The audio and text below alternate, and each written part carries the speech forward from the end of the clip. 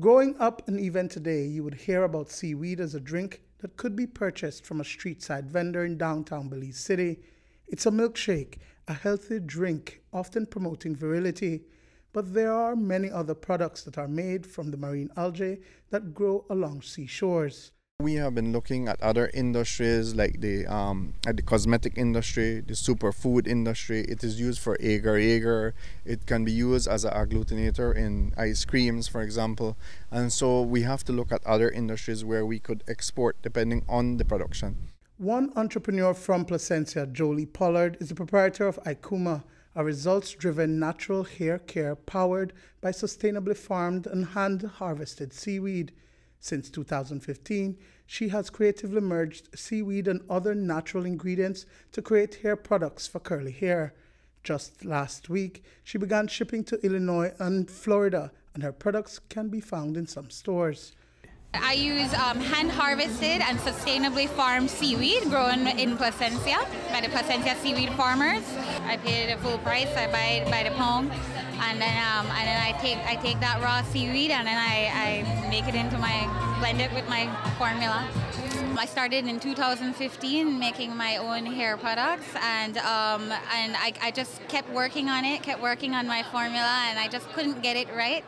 And then finally, when I decided to incorporate seaweed with the other ingredients I was using, I realized that was the missing ingredient. While Icuma gets its seaweed from Little Water Caye with the Placencia Producers Cooperative, Turneffe Atoll Sustainability Association, in collaboration with the Nature Conservancy and the Fisheries Department, have embarked on a seaweed farming project in which they plan to engage women and men and provide a sustainable alternative livelihood for fishers.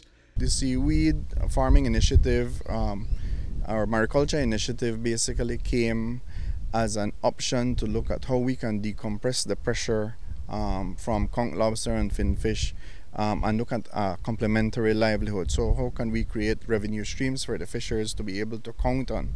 And so we, from 2017, we have been working on the technique for the actual farm, the 50 by 50 farm, and finally we came to the submerged technique that you saw.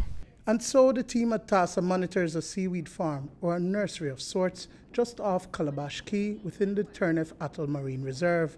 Tourism Conservation Officer Hubert Gillett gave us a first-hand experience on the water. What we're doing at Calabash Flats, which is about 2 minutes away from where we are now, we're creating this seed bank. And the reason why we're creating the seed bank is so that at these 8 established fishing sites that we have throughout the atoll with the fishers, what we're doing, we're pretty much creating the stock here, which are then transferred to these fishing camps so that they can start to generate their own farm. We also monitor the ecosystem to ensure that where we are putting the farms, the ecosystem won't damage, that enough light pass through to the seagrass. And if you notice, there is a lot of life around the seaweed. There's fish life. Many instances there's conch, lobster that we find under the shade of that seaweed. Once you have them established on the rope system that we're using, once it's established in there, it's very, very low maintenance. All you have to do is sporadically go out and clean the ropes to ensure that the algae is not building up. And also the seaweed itself also grows some additional algae on it, so that has to be cleaned up. As long as that is cleaned up, and it takes about 3 to 4 months to reach to the harvest stage. So when it's harvested, it then needs to be rinsed in fresh water to remove some of the salt content, and once it's rinsed in fresh water, it needs to be dried.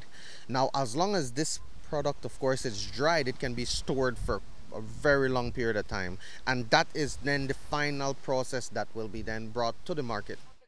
It's a lucrative business which TASA's Executive Director Valdemar Andrade says can minimize the pressures on the ecosystem as it relates to overfishing, but it is economical for fishers. There's a local market that would allow us to be able to, for the fishers to sell, or whoever is harvesting the seaweed to sell to the local market for shakes and other things and other areas where we use it locally, like Icuma and those products that have been value added. But there's also a need if production can come to a certain stage where we need to export. And to put it into perspective, conchs on the local market sells for about $10 per pound. Lobster will retail between $30 to $35 per pound, and seaweed, once dried, that can then be retailed for like about between $25 and $30 per pound. Duane Moody for News 5.